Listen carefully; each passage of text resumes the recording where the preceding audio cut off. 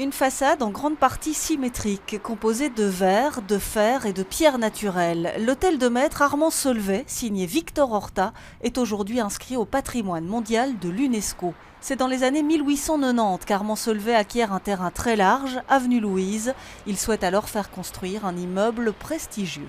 Il lui laisse carte blanche, il a besoin en fait des appartements publics. La moitié de la maison, c'est presque pour que faire des réceptions, des dîners.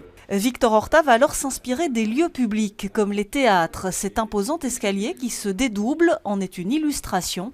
Et lorsque le visiteur l'emprunte, le spectacle commence. Et alors on monte l'escalier et c'est vraiment le rideau qui s'élève parce qu'il y a des couleurs claires, roses, jaunes et plein de lumière. Chaque lustre, chaque rampe, chaque meuble a été imaginé et dessiné par l'architecte.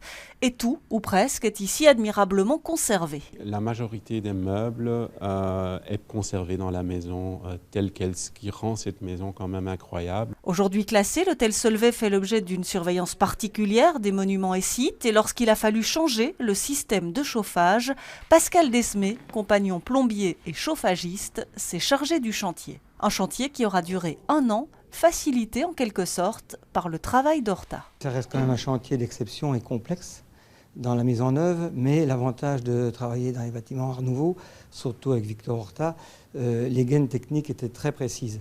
Et on a eu la chance de pouvoir bénéficier des plans qui étaient précis, où on a pu repasser au même endroit pratiquement au niveau des tuyauteries d'alimentation. Le temps semble s'être arrêté ici à l'hôtel Solvay, pourtant il vit et s'anime encore très régulièrement pour des réceptions privées, mais aussi pour des visites organisées chaque mois.